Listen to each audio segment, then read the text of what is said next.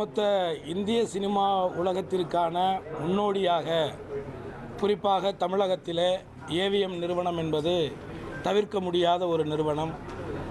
அந்த காலகட்டத்திலே இந்தியாவிலே பல மொழிகள் இருந்தாலும் அத்தனை மொழிகள் சார்ந்த திரைப்படங்களை எடுக்கக்கூடிய ஒரு இடமாக இந்த ஏவிஎம் நிறுவனம் நிலவியது என்பது மறுக்க முடியாத ஒரு உண்மை.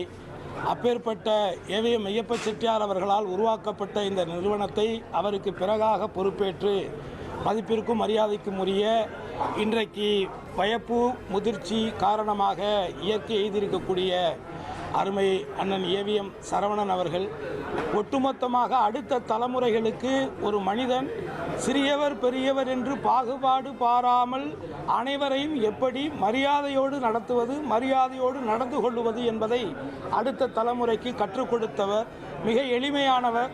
ஒரு சாதாரணமாக தன்னிடத்திலே பணி செய்யக்கூடிய வேலையாட்களை கூட வாங்க போங்க என்று அழைக்கக்கூடிய ஒரு பெருந்தன்மை மிக்க ஒரு மாபெரும் மனிதர். அதே நேரத்தில் நான் இந்த ஏவிஎம் நிறுவனத்தில் எந்த படத்திலும் நான் நடித்ததில்லை.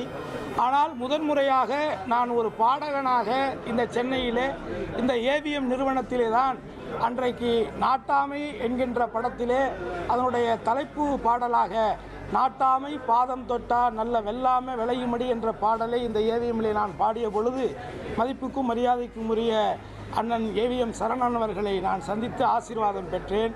அன்றையிலிருந்து பல திரைப்பட விழாக்கள் நிகழ்ச்சிகளிலே நான் சந்தித்த பொழுதெல்லாம் எப்படி முதன்முறையாக ஒரு பாடகனாக என்னை பார்த்த பொழுது என்னை எப்படி அன்பு பாராட்டினாரோ அதே தொடர்ச்சியாக அவர் அதை மெயின்டைன் செய்தார் என்பது இந்த நேரத்தில் நான் குறிப்பிடத்தக்க ஒன்று.